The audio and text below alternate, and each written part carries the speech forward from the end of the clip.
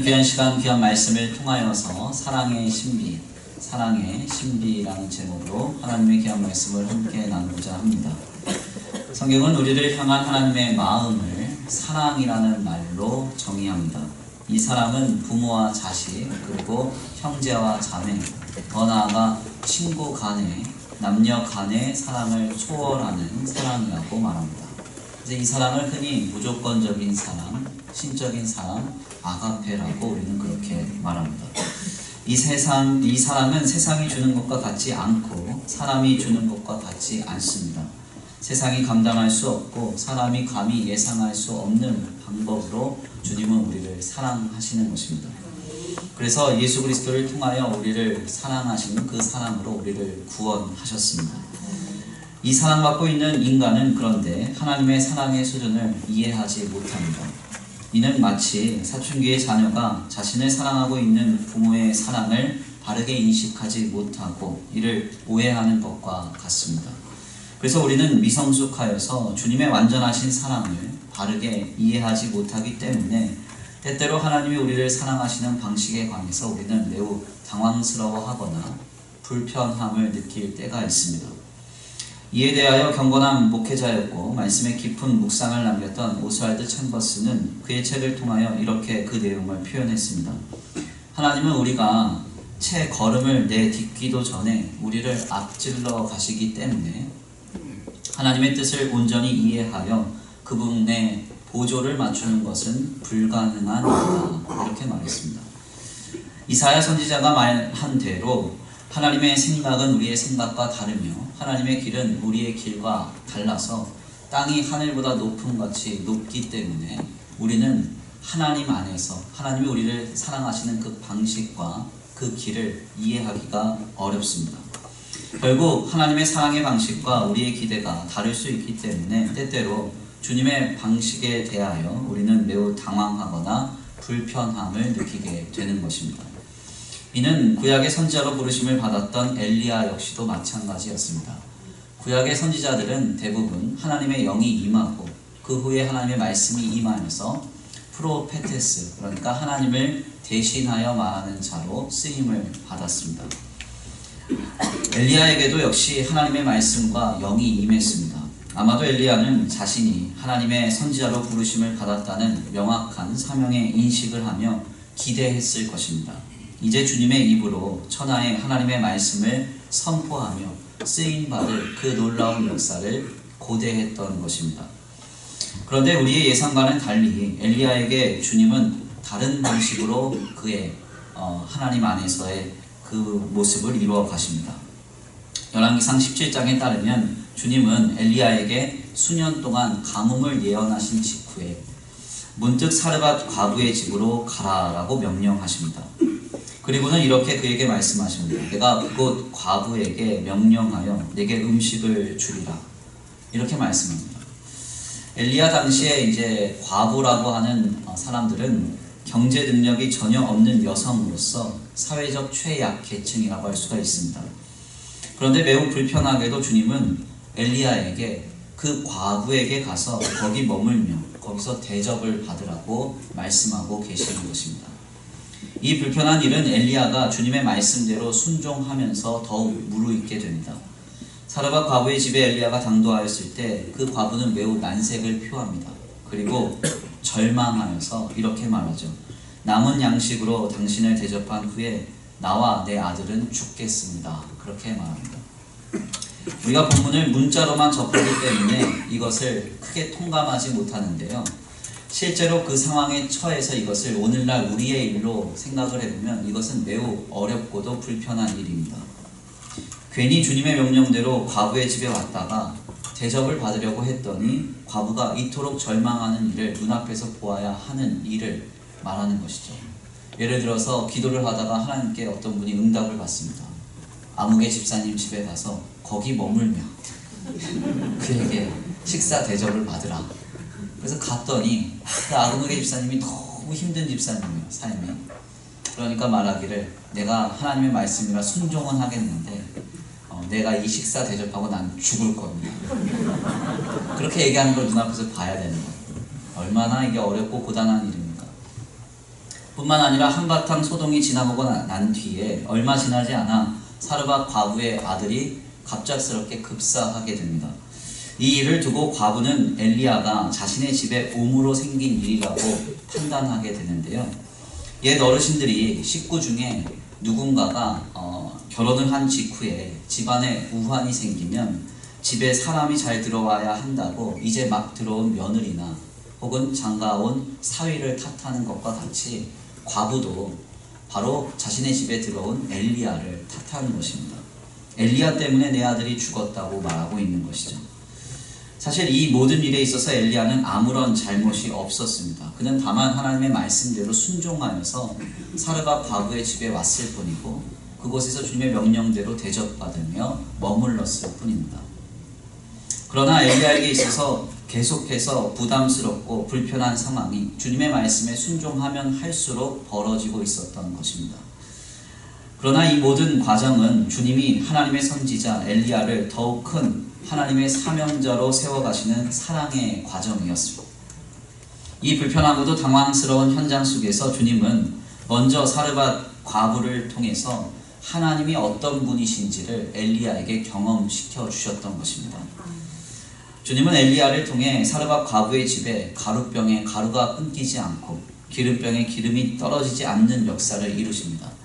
우리 권사님들이 꼭 이렇게 축복 기도하시면 언급하시는 그 말씀 아닙니까? 가루병에 가루가 끊기지 않고 기름병에 기름이 끊기지 않기를 원합니다. 이 말씀 어디 있는지도 모르고 언급하시면 곤란합니다. 아무튼 이 말씀이 이루어지는 현장이 엘리야가 사르밧 과부의 집에 당도했을 때 생긴 일이었습니다. 그리고 과부의 죽어버린 아들을 하나님은 엘리야를 통해서 또한 살리셨습니다. 결국 엘리야는 이 모든 과정에 쓰임을 받으면서 우리 주님은 무에서 유를 창조하시는 창조주이시구나 라는 걸 깨닫게 됩니다. 더 나아가 우리 주님은 사망을 생명으로 바꾸시는 생명의 하나님이시구나 깨닫게 됩니다. 이러한 주님의 사랑의 체험 속에서 그는 성숙되어 바로 연이어지는 열왕기상 18장을 보면 갈멜산에서 바알과 아세라 선지자 850명을 만나 영적인 전쟁을 치르고 홀로 담대히 이겨내는 그 역사를 이루게 됩니다. 바알과 아세라 선지자 850명이 엘리야에게 보여주는 모습은요, 가히 이상한 모습이었습니다. 그리고 매우 처참한 순간이었습니다. 누가 진짜 신을 섬기고 있느냐, 이것을 두고 1대 850으로 싸우기 시작하는데요. 850명의 우상숭배자들이 자신이 원하는 대로의 신이 역사하지 않자 칼을 가지고 자신의 몸에 자해하면서 온몸이 핏덩이가 되어 엘리야에게 달려드는 것입니다. 그러나 이 현장 속에서 엘리야는 전혀 두려워하지 않았습니다. 조금도 조급해하지 않았습니다. 홀로 담대히 서서 하나님의 역사를 이루었던 것입니다.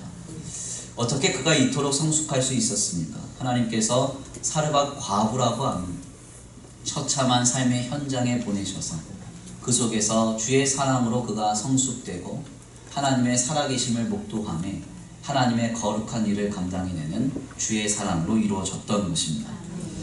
우리는 여기까지의 말씀을 나누면서 한 가지 분명한 사실을 깨닫게 됩니다. 때때로 하나님의 사랑 방식은 우리의 이해와 합리를 초월합니다. 그래서 우리는 그러한 주님의 방식에 대해 매우 당황스러워하거나 불편함을 느낄 때가 있으나 분명한 사실은 주님은 우리를 그 모든 상황 속에서 사랑하고 계신다는 것입니다. C.S. 루이스의 표현처럼 우리의 감정은 있다가도 없어지는 것이지만 하나님의 사랑은 절대 변하지 않으며 영원합니다. 우리가 인식하기에 당황스러운 현장이라도 불편하고 불친절한 느낌을 받는다 할지라도 성도는 항상 모든 상황 속에서 주님의 사랑 가운데 있음을 분명히 알아야 하는 것입니다. 오늘 본문의 말씀은 바로 이러한 관점에서 우리에게 큰 깨달음을 줍니다. 본문은 처녀의 몸으로 예수님을 잉태하게 된 마리아의 이야기를 담고 있습니다. 이 본문에 대해 기독교의 전통은 마리아가 성령으로 잉태하신 예수 그리스도의 사건을 고지받는 장면, 그래서 수태고지 사건이라고 우리에게 그 내용을 전하고 있습니다. 아마도 본문의 내용은 익히 알려진 내용이기 때문에 굳이 신앙인이 아니다 하더라도 한두 번 이상은 모두 들어보았을 것입니다. 우리는 특별히 이 본문을 성탄절을 앞두고 있는 이 주일에 함께 나누면서 진정한 신앙생활이란 과연 무엇인지, 그리고 더 나아가 이 신앙의 여정 속에서 주님은 우리에게 어떻게 역사하고 계신지에 관하여서 함께 나누고자 합니다. 먼저 본문의 내용을 자세하게 상고해 보면 우리는 예수님의 어머니 마리아라는 여인이 경험했을 당혹감에 대해서 고민하지 않을 수 없습니다. 여기 계신 분들 중에 대다수는 아마도 자녀를 가진 부모님이실 것입니다. 그런데 한번 생각을 해보세요. 남자를 전혀 모르는 상태의 자매가 어느 날 자고 일어났더니 배가 불러오기 시작하는 것입니다. 이것이 얼마나 그에게 어려운 일이겠습니까? 물론 저는 남자이기 때문에 조금 무뎌서 이 일에 대해서 깊이 통감할 수는 없지만요, 처녀의 몸으로 이 일을 겪는다는 것은 그 자신에게 엄청난 충격일 것입니다. 더 나아가 이 당시 결혼제도를 깊이 들여다보면 처녀가 아니라고 판명이 된 여성의 경우 약혼자에게 버림을 당해서 인생이 비참해지거나, 혹은 결혼하지 않은 자매가 아이를 낳는 경우 대부분 돌로 맞아 죽임을 당하는 것이 일반적인 고대 관습이었기 때문에 아무런 잘못이 없는 이 마리아가 갑자기 불러오는 배로 인하여 당했을 고통은 이루 말할 수 없었을 것입니다. 성경에서 명확하게 명시하고 있지 않지만 아마도 마리아는 극도로 불안했을 것이고 두려웠을 것이며 그의 마음이 어려웠을 것입니다. 그런데 주님은 바로 이러한 역사로 오늘 우리의 신앙의 첫 시작을 알리고 있습니다. 마태복음과 마가복음, 누가복음서를 한번 보세요. 모든 복음서의 시작, 새 언약의 시작이라고 하는 세 가지의 공관복음서를 통해서 가장 먼저 주님은 수태고지의 사건으로 그 언약의 내용을 시작하고 계십니다. 예수님은 동정녀의 몸으로 잉태되셨다는 것입니다. 도대체 왜 주님은 새 언약의 시작을 이와 같은 내용으로 우리에게 전하실까요? 이것은 과연 어떤 의미가 있는 것입니까? 우리가 흔히 전하는 복음의 내용대로 예수님이 당신을 위하여 십자가에 달려 돌아가셨습니다. 혹은 하나님은 당신을 사랑하십니다 등으로 하나님의 새 언약의 내용이 먼저 전해져도 무방할 터인데 왜 주님은 굳이 수태고지의 사건, 한 동정녀가 성령으로 잉태되어 예수 그리스도를 낳으셨다는 이 이야기로 우리에게 새 언약을 전하고 있는 것입니까? 물론 여기에는 주님이 동정녀의 몸으로 오셔야 하는 구속사적 이유가 전제됩니다. 예수님은 여인의 후손으로 오셔야 합니다. 자연 발생적으로 주님이 오셔야 되는 것이 아니라 창조의 능력으로 의인의 몸으로 나셔야 하기 때문에 처녀의 몸으로 오셔야 하는 것은 마땅한 것입니다. 그러나 실상 이것을 좀 더 비유적으로 풀어보자면 이는 간단하게도 오늘 우리의 신앙이 시작되는 그 첫 모형을 제시하는 것과 같습니다. 어느 유명한 설교가 그런 말을 했습니다. 주님이 66권의 성경 중에 가장 먼저 창세기서의 말씀을 통해 창조의 역사를 증거하시는 이유는 간단하다. 주님이 온 세상을 창조하셨고 만물의 주인이 하나님이라는 사실을 믿지 않는다면 더 이상 성경을 읽지 말고 덮어라 라는 의미를 담고 있다는 것입니다. 이것은 아주 기가 막힌 해석입니다. 그래서인지 주님의 말씀의 첫 시작은 베레시트라는 히브리 동사로 시작이 됩니다.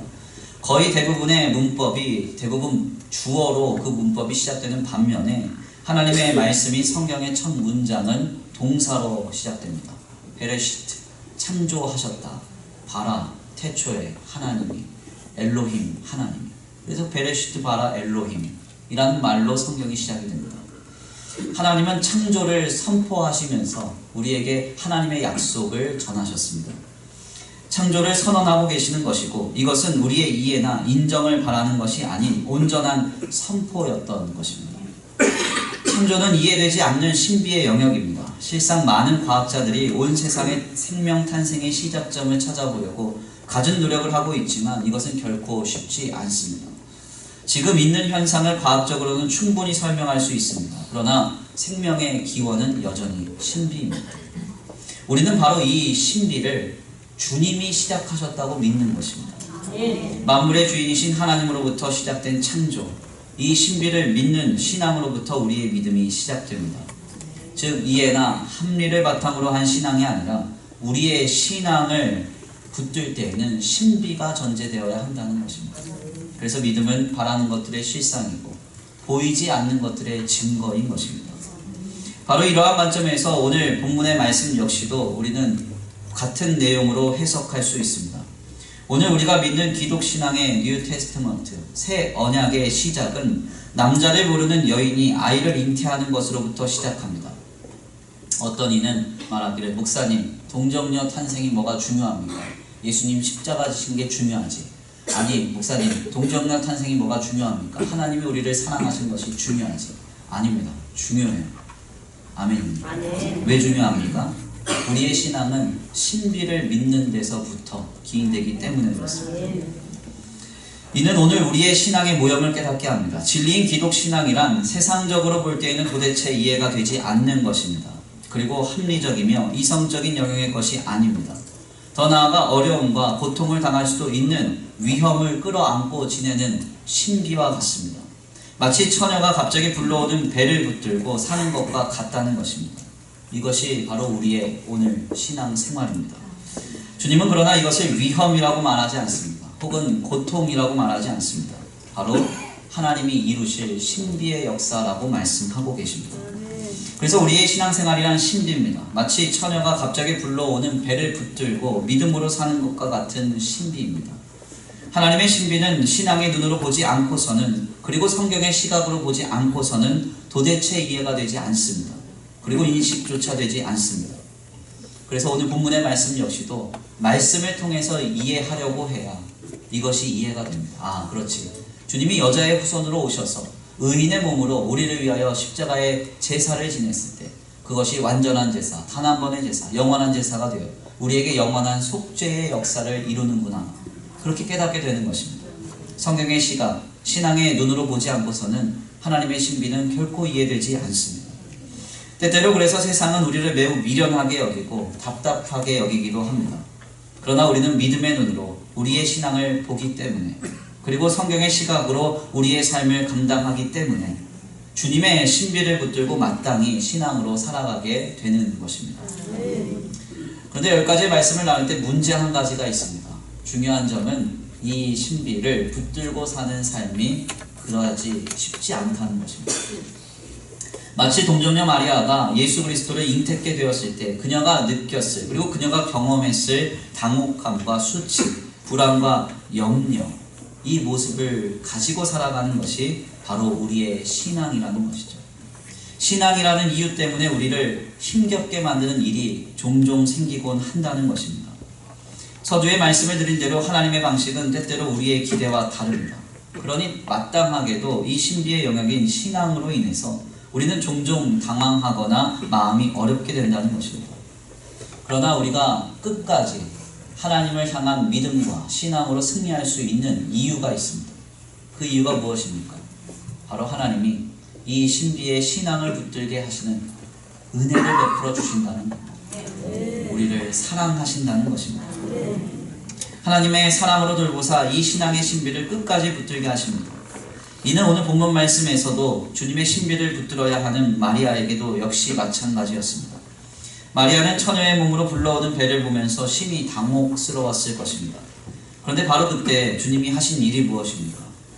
주님의 사랑을 경험케 하십니다. 특별히 이 사랑은 3가지의 모습으로 그녀에게 찾아왔습니다. 먼저는 천사를 통한 실제적인 주님의 음성으로 그를 평안케 하십니다. 오늘 본문 말씀 27절에서 31절인데요. 함께 다 같이 봉독해 올립니다. 오늘 본문 말씀 27절에서 31절입니다. 시작. 다윗의 자손 요셉이라 하는 사람과 내게 들어가 이르되 은혜를 받은 자여 평안할지어다. 주께서 너와 함께 하시리니 처녀가 그 말을 듣고 놀라 이런 인사가 어찌함인가 생각하되 천사가 이르되 마리아여 무서워하지 말라. 내가 하나님께 은혜를 입었느니라. 보라 내가 잉태하여 아들을 낳으니 그 이름을 예수라 하라. 아멘. 본문에 따르면 마리아가 동정녀의 몸으로 예수님을 잉태하게 되었을 때에 주님은 가장 먼저 그에게 찾아가셔서 주의 천사를 보내시며 말씀으로 그를 위로하시고 안심시키십니다. 사실 본문을 자세하게 묵상해 보면 여기서도 하나님의 시각과 이 마리아가 경험해야 하는 삶의 현실에 아주 극히 다른 충돌이 일어남을 보게 됩니다. 마리아는 처녀의 몸으로 아이를 잉태하게 되었으니 수치스럽고 비참하며 두려움과 불안에 노출될 위험에 처했습니다. 그런데 주의 천사가 마리아에게 먼저 와서 하는 말이 뭡니까? 내가 은혜를 입었느니라. 주님은 은혜를 입었다는 겁니다.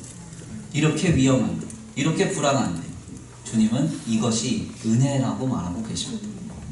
중요한 점은 주님께서 이 동정녀 마리아에게 찾아오셔서 앞으로 하나님이 일하실 그 신비를 친히 말씀해 주시고 그에게 사랑으로 하나님 안에서 품어내셔서 그로 하여금 이 신비를 품고 끝까지 승리케 하십니다. 결국 주님 안에서 이 마리아는 이렇게 고백합니다. 38절 말씀에 마리아가 이르되 주의 여종이오니 말씀대로 내게 이루어지이다 합니다. 천사가 떠나가니라. 하나님은 도저히 감당할 수 없는 신비를 그에게 주셨습니다. 이것은 마리아에게 하나님이 주신 은혜였고 주님의 사랑이었습니다. 그럴 때 이런 길을 갈 때 두렵고 어렵지만 하나님의 말씀이 들려지고 주의 놀라운 역사가 경험되니 그는 하나님 안에서 평안케 되어 그 모든 신비를 꽉 붙들게 되었던 것입니다. 이렇게 주님은 오늘날에도 신비의 신앙을 가지고 살아가는 우리 성도들을 이렇게 도우시며 사랑하십니다. 세상이 보기에 미련하고 남들이 보기에 이해되지 않는 이 신앙의 길을 가는 우리 성도들에게 하나님은 찾아오셔서 말씀하시고 위로하신다는 것입니다. 둘째로 마리아는 남편 요셉을 통하여 주님의 사랑을 경험하게 되었습니다. 약혼자였던 요셉은 자신의 아내가 자신과 관련도 없는 아이를 배에 잉태하게 되었다는 소식을 들었을 때 그와의 혼인을 파기할 수도 있었습니다. 바로 이때 주님은 요셉에게 찾아가셔서 주님이 앞으로 일하실 신비를 말씀하시며 마리아에게 아무 일도 하지 않도록 하셨습니다. 사실 이 과정은 너무나도 감격스러운 일입니다. 한번 생각을 해보세요. 이 과정에서 마리아가 남편 요셉에게 얼마나 크게 감동했겠습니까? 아내는 남편의 사랑을 먹고 삽니다. 네, 안 먹고 삽니다. 돈만 가져다 주시면 됩니다. 아내는 남편의 사랑을 먹고 살아요. 그런데 남편이 아내가 배가 불러오는데 내가 나와 관련되지 않은 아이를 품고 배가 불러오는데도 그를 정죄하거나 비난하지 않고 오히려 품고 숨겨주고 있습니다. 그러면 이 여인이 얼마나 크게 감격하겠습니까? 특별히 고대 시절과 같이 밝혀지기만 하면 바로 죽음에 처할 수 있는 이 비참한 상황 속에서 자신의 남편이 자신을 사랑하여 이것을 감춰주고 이것을 품어주니 이 마리아가 얼마나 크게 위로를 받았겠습니까? 결국 이 과정에서 마리아는 큰 위로를 받았을 것임이 분명합니다. 즉 마리아는 남편 요셉을 통하여 주님의 사랑을 경험하고 이 사랑을 경험한 것이 또한 그로 하여금 담대히 하나님의 아들이신 예수 그리스도를 잉태하여 낳게 하는 역사를 이루게 된 것입니다. 마지막으로 마리아는 자신과 비슷한 처지의 사람 엘리사벳을 통하여 위로를 받았습니다. 본문에 증언되는 사가랴의 아내인 엘리사벳은 매우 노년의 나이에 주님의 신비로 세례 요한을 잉태케 된 사람이었습니다. 오늘 본문 말씀 이전 말씀이 24절에 따르면 엘리사벳은 너무 나이가 많이 들어서 자녀를 갖게 됨으로 인하여 그는 5달 동안이나 숨어 지내야 했다고 했습니다. 그래서 15세기 그림으로 추정되는 피에로 디 로렌조라는 사람의 방문이라는 작품을 좀 살펴보면 마리아와 엘리사벳이 만나는 장면을 다루고 있는데요. 이때 엘리사벳으로 그려진 여인의 모습을 보면 아주 노쇠한 할머니로 그려져 있습니다.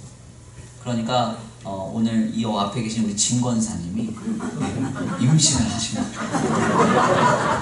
얼마나 이게 남사스러운 일입니까? 그러니까 결국 어떻게 되냐면 엘리사벳이 숨어 지내는 거예요. 너무 창피하고 부끄러우니까 아니 저 할머니가 어떻게 아이를 잉태했는가? 이게 신비라는 것이죠. 왜? 하나님이 세례 요한을 낳게 하기 위해서.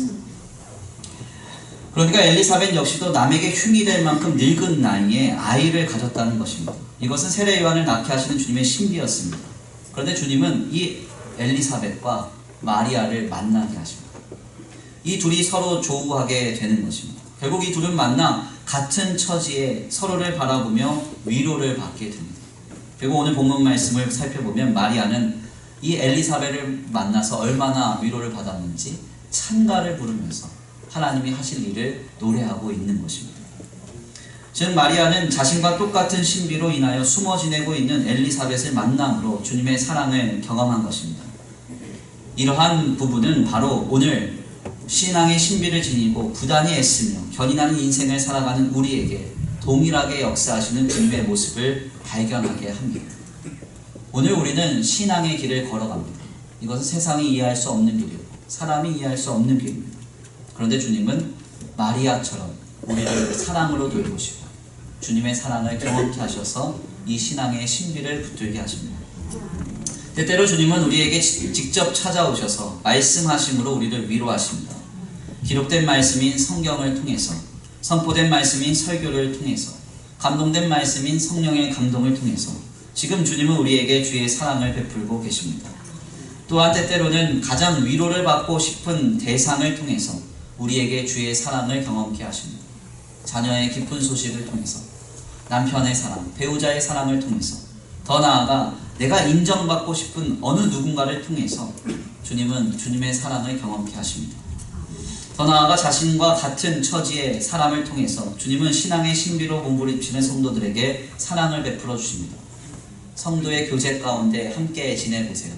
그러면 나와 비슷한 사연을 가진 사람이 얼마나 많습니까?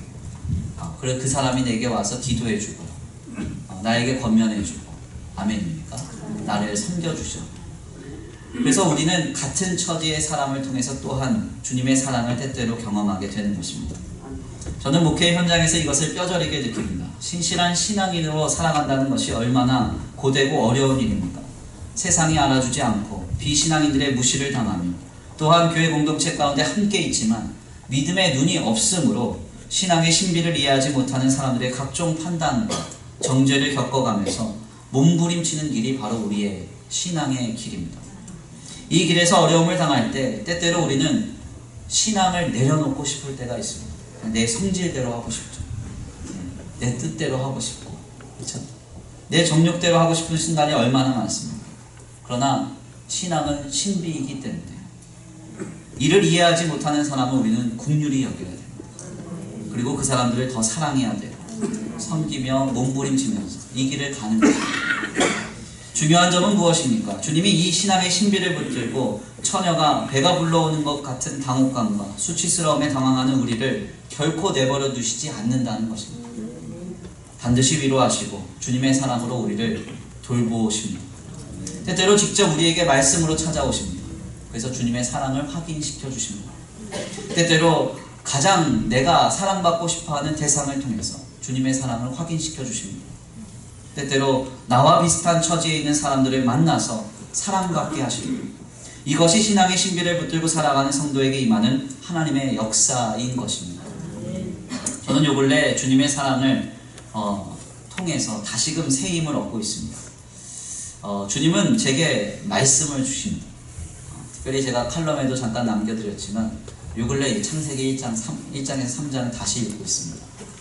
2018년 다 지나갔는데 성경 일독은 하셨나요? 라고는 묻지 못하겠네요. 특별히 이제 제가 이제 성경을 읽다가 다 읽었기 때문에 다시 창세기 1장에서 3장을 읽는데 1장에서 3장을 묵상하다가 그걸 다루고 있는 디트리 보네퍼의 창조와 타락이라는 책을 같이 병행해서 읽게 됐습니다. 얼마나 큰 은혜를 받았는지 모릅니다. 다 아는 내용인데 다르게 다가옵니다. 타락한 인간을 그리스도의 십자가인 생명의 나무로 건지시고 치유하신 하나님의 역사를 묵상하면서 정말 구원의 감격을 다시 회복했습니다. 그래서 2018년 어감 안 좋은 해는 다 지나가고 새해가 밝아온다. 다시금 구원의 감격으로 목회를 신실하게 감당해야 되겠다. 이렇게 다시 힘을 얻었습니다. 더 나아가 얼마 전에요. 모 성도님께서 들려주신 이야기에 얼마나 또 큰 힘을 얻었는지 모릅니다. 제가 이제 목회를 시작했던 게 2005년 10월부터 교육전도사로 일을 했습니다. 그때 목회 현장 속에서 정말 미련하게 사역과 삶을 감당했었습니다. 얼마나 미련하게 했는지 몸도 많이 상하고 여러 가지로 많은 것을 포기하고 내려놓아야 될 때도 많았습니다. 종종 제 주변에 어떤 분들은 비아냥대기를 그렇게 얘기했습니다. 너 그렇게 열심히 하다가 일찍 순교해도 교인들은 2, 3일 울어주고 끝이야 이러더라고요. 그런 얘기도 들었습니다. 그러나 중요한 점은 요 근래 지나온 삶의 자리에서 10여 년이 지나서 들려오는 소리는 저를 매우 감격스럽게 했어요. 그 목사는 믿을만해 그랬대요. 저는 이제 얼굴은 잘 기억이 안 나는데 이름을 들으니까 언뜻 생각나는 분인데, 그분이 이제 말하기를 그 교회에 갔으면 괜찮겠네요, 안심이 된다 그랬대요. 뭐 감격 안 받으셔도 됩니다. 저 혼자 그래서 그 목사는 믿을만해 그랬답니다. 이 말 한마디가 얼마나 제게 큰 위로와 소망을 줬는지 모릅니다. 저는 이러한 일을 요 근래 좀 경험하면서 또다시 뼈저리게 느낍니다. 성도는 결코 혼자가 아닙니다. 신앙의 신비를 붙드는 신앙의 길에서 하나님은 우리를 내버려 두시지 않습니다. 주님의 사랑으로 우리를 돌보시고 우리를 위로하시며 우리를 세워가시는 것입니다. 이전에 지금은 은퇴하신 이재철 목사님께서 1989년에 주님의 교회를 개척하셨을 당시의 이야기를 하셨던 내용이 기억이 납니다. 1988년에 주님의 교회를 YMCA 건물 처소에서 시작하셨는데, 개척한 지 10개월 만에 의견이 다른 성도로 인하여서 목회를 그만두어야 하겠다는 생각을 가지셨답니다. 그리고는 그 결단한 그해 10월, 그해 4월 달에요, 새벽 기도회를 마치고 오늘 이후로 그만둔다, 진짜 그만둔다, 그렇게 하면서 이제 기도하고 계셨는데 갑자기 인기척이 나더니 누가 다가오더래요. 그러더니 한 교인이 와서 목사님 이것 가지고 가세요 하면서 보자기에 싼 따뜻한 시루떡을 전해주더라고요. 열어보니까 거기에는 이제 그 콩으로 이렇게 데코레이션이 돼서 축생신 이렇게 써있대요. 있었대요. 이 목사님이 정신없이 목회를 하다 보니까 자기 생일인지도 모르고 그냥 낙심해서 아유 목회 그만해야 되겠다 이러고 있었던 거예요. 그런데 이 떡이 따뜻하더라요. 목사님이 가만 생각해 보니까 1989년이니까 오늘처럼 뭐 좋은 기기가 많지 않으니까 그때 당시에 이런 생각을 하셨답니다. 이 성도님이 이 떡을 새벽 5시에 가져오시기 위해서는 밤을 꼬박 샜겠구나, 그런 생각을 하셨대요. 그러면서 이 목사님이 이 떡을 먹으면서 펑펑 우셨답니다. 그리고는 그날 이후로 자신의 목회관이 바뀌었고 그 떡 하나로 인해서 평생을 목회자로 살아갈 수 있게 되었다고 지금까지도 고백하십니다.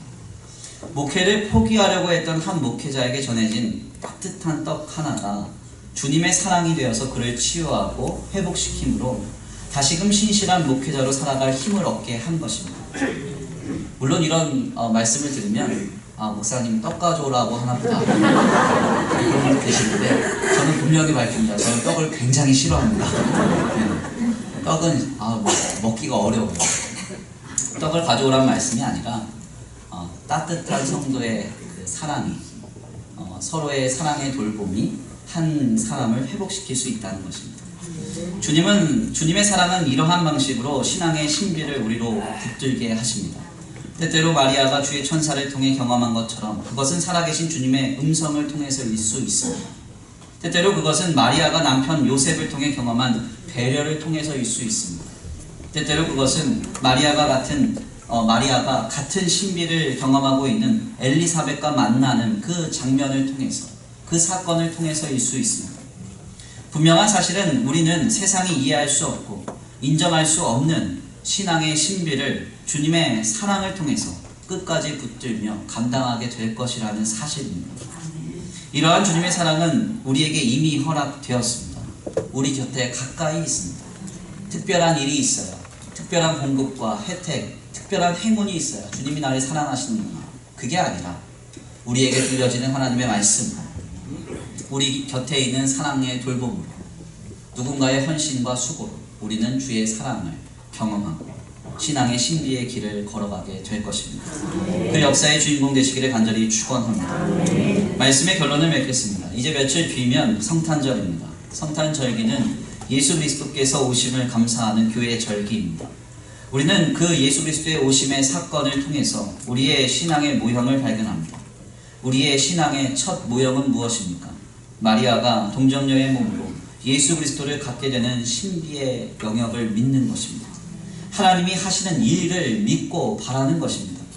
예수 그리스도를 통하여 우리를 구원하신 하나님을 믿고 따르는 신앙의 길이란 세상이 이해할 수 없고 사람이 감당할 수 없는 신비의 영역입니다.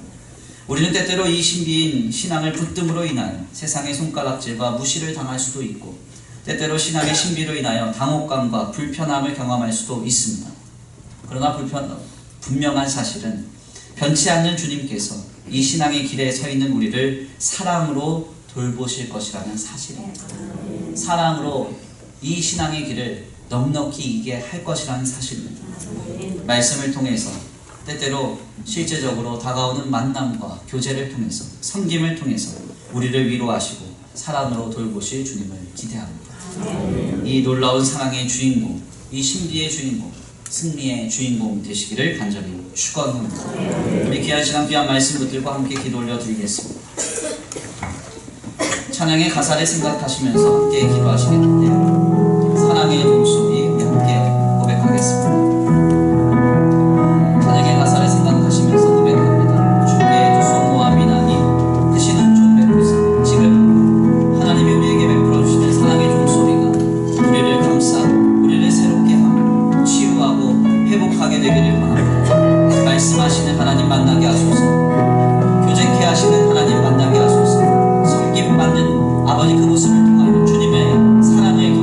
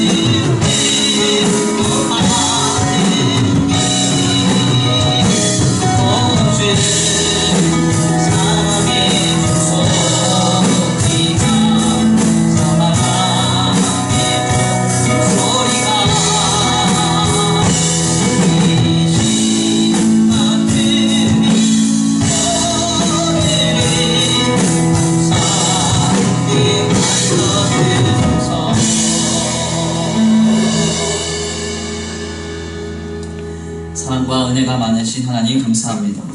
오늘 귀한 자리에 주께 나와 주의 말씀을 상고케 하시니 감사합니다. 마리아는 하나님의 신비로 처녀의 몸이었지만 하나님의 아들이신 예수 그리스도를 잉태케 되었습니다. 그가 얼마나 당황스러웠고 어려웠으며 그의 삶의 현장 속에 얼마나 많은 불평과 아버지 고통을 감수했는지 우리는 이루 그것을 말할 수 없습니다. 그렇지만 주님은 그 모든 상황에 마리아가 자신에게 허락된 은혜인 이 신비를 붙들고 살아가게 하시기 위하여 주님은 때때로 찾아오셔서 말씀하셨고 또한 사랑받게 하셨으며 아름다운 교제를 통하여 위로받게 하셨음을 이 시간 깨닫습니다. 주님, 우리도 이러한 주님의 사랑의 신비의 신앙을 붙들고 있는 줄 믿사오니 주여 이 신앙의 여정 속에서 낙심치 아니하게 하시고 실망치 아니하게 하여 주시옵소서. 항상 우리에게 찾아오사 말씀하여 주시고 우리에게 하나님의 사랑이 공급되게 하시며 경험되게 하여 주시옵소서. 오늘도 귀한 자리에 나와 주님의 사랑을 사모하며 신앙의 신비인 신앙의 길을 결단하는 우리 성도들에게 합당한 은혜를 내려 주시옵시고 돌아가는 발걸음도 안전히 거하게 하여 주시옵시되 세상 속에 또다시 살아갈 때에 하나님, 세상은 이해하지 못하지만 사람들에게 인정받을 수는 없지만 하나님이 이루실 신비를 기대하면서 강하고 담대하게 우리의 삶을 살아내게 하여 주시옵소서. 모든 삶의 현장 속에 차고 흔들어 넘치도록 주의 사랑과 은혜를 베풀어 주실 줄 믿고 감사함을 올려드립니다. 하나님, 오늘도 귀한 자리에 왔다가 돌아가는 발걸음 가운데 주님께서 함께하여 주시고 주님의 사랑받은 자로서 거룩한 신앙인으로서 한 주간의 삶도 승리케 하여 주시옵소서. 도우실 줄 믿고 감사함을 올려드리오며 사랑과 은혜가 많으신 우리 구주 예수 그리스도의 이름으로 감사하며 기도 올려드립니다.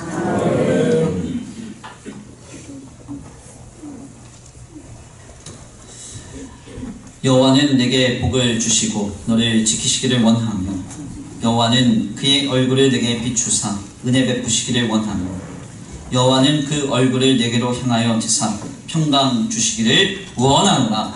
아멘.